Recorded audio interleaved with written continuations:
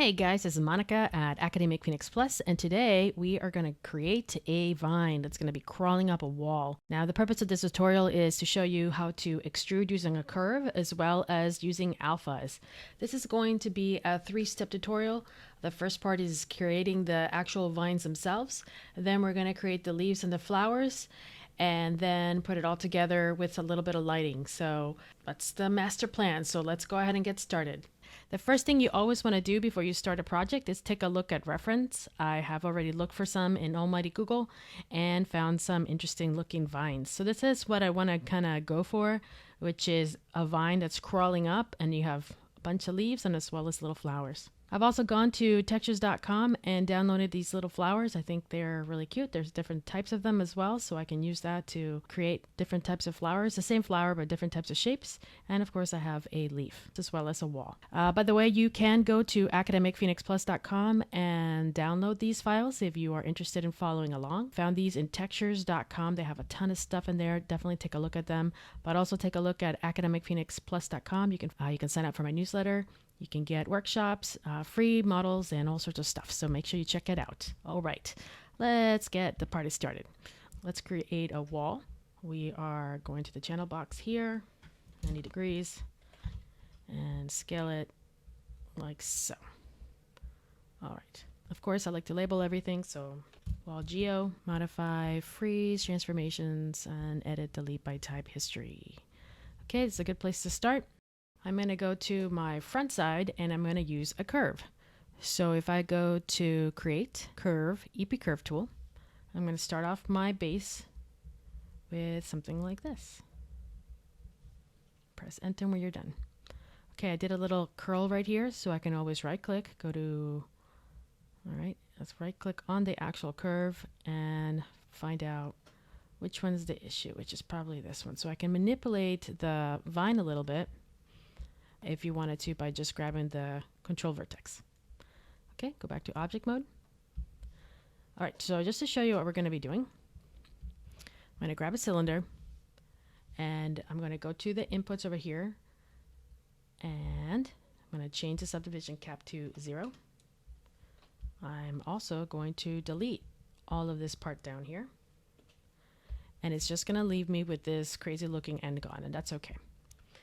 Going to modify center pivot and I'm going to snap it to the bottom of this curve. So to snap it, you hold down C and then you middle mouse and drag. This means that it's just following the curve. So I want it at the base. Now I'm going to scale because this is going to be the thickness of my vine.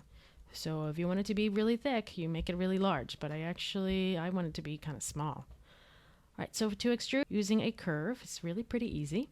You're going to right click, go to face, select the face, shift select the curve, and then go to extrude. Now, I'm all about shortcuts, so control E. And it looks a little weird right now, but you get the idea that it's extruding following the curve. So let's go ahead and give it a little bit of divisions and notice how the geometry is wrapping around the curve. Now it's looking a little thick, so I probably should have started smaller. So let's take a look at thickness. We can always middle mouse in. So that's not working, so undo that. We can always try to offset, which is kind of hilarious, so don't do that either. But what I wanted to show you was there's more information in the inputs. So if I go back to object mode and select this, there is my inputs and there's a poly extrude. And all the way at the bottom, there's this thing called taper. So I can middle mouse and drag on here and you can see that as I lower that taper, I can get a little organic looking tip. Go back. You can also twist if you want to. So there's a couple of things you could do with this. I really want to make it small. So that's a pretty thick vine. So I'm going to undo a little bit, but now you guys get the idea. So now I'm going to just kind of rush through this a little bit faster. So now that you know the concept, I'm going to go ahead and scale this a little bit. Go to, actually, let me, just in case, I'm going to duplicate this and move it aside just in case I need it for something else. Go to face, control E, increase your divisions. You can always type in your divisions. So if I want more, I can do 30 and then I'm going to taper. All right, so that's the beginning of my vine. All right, let me do a couple more. Grabbing the EP curve tools. So create curve, EP curve tool. I'm just going to I'm going to make it a little bit of a sparing, not too complicated. Click G if you want the last command. Not, a couple of vines here and there. I don't want to go too crazy because it would take forever to make this. And this is just for your tutorial so that you can kind of learn how to make this stuff happen. It's pretty neat. All right, let's pretend that's good enough. Okay, so same story. Take a look at this. Let's go to face. This might be a little awkward because this is going to extrude based on this face and it's very long. So I'm going to probably have some issues. I'm going to hold down D, V, and then snap it. There we go.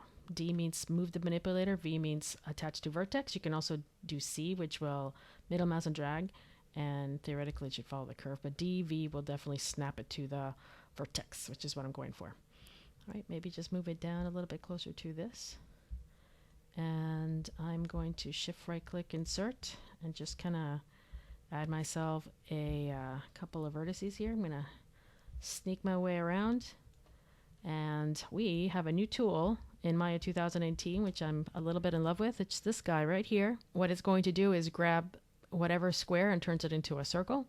So I can do that and the magic happens. It's a little awkward when it comes to the geometry, so be careful, but otherwise it's going to work. So now I have a little bit of an interesting circle. Shift right click, whoops, not there. When I select these two faces, shift right click on the curve and then do Control E, which is extrude. And I'm going to increase my divisions and also go over here and there you go.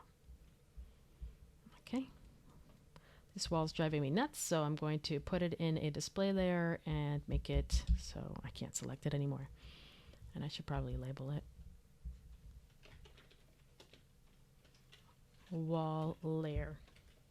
Very clever. But if somebody sees my file and they want to manipulate it or take a look at it and do something with it, like in industry, for example, it will be nice and organized. So that is the way to go.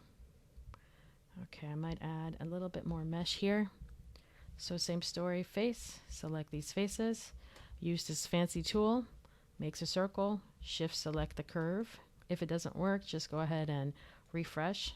So go back to object mode, go back to face mode, select your faces, select your curve, Control E, divisions, taper.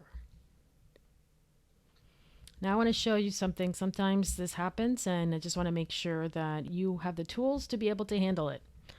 I'm going to reverse the direction of the curve.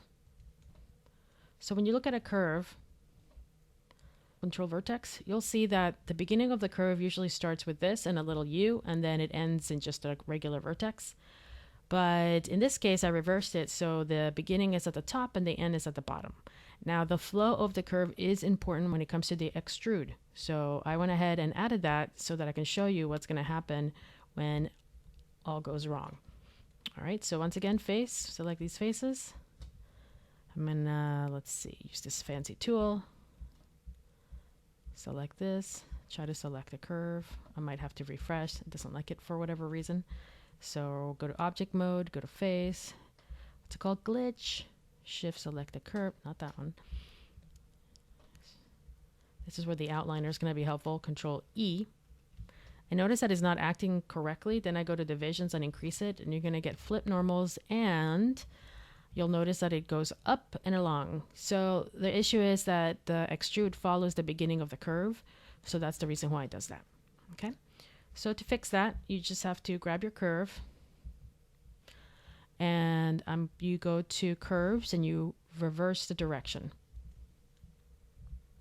So when I took a look at the control vertex, you can see that it is now going the correct direction. So now it should act predictably. So I just wanted to show you that. So in case you do experience something like that, you know how to tackle it. Control E, increase my divisions, and taper.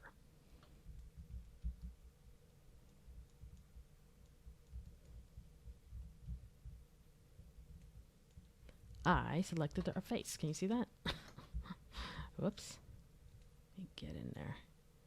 Deselect that. That's why it's important to always have like the manipulator, because it'll tell you if you have something selected, and you can see that it should be right here and it's not. So let me, or it could be, let me double check face. Make sure I select just these guys. Okay, so when the manipulator is right here, it means that it's averaging out. So this is correct. If I select something in the back, it will do that. So I always like to have my manipulator available. All right, Control E. And increase my divisions. And taper. Okay, so let's pretend this is, we're happy with this.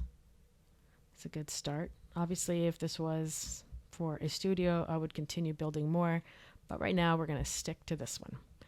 All right, so let's talk a little bit about the curves. The curves, if I go into wireframe, you can still manipulate the curve if you like. So if I right click on this and somehow wiggle my way in here, whoa,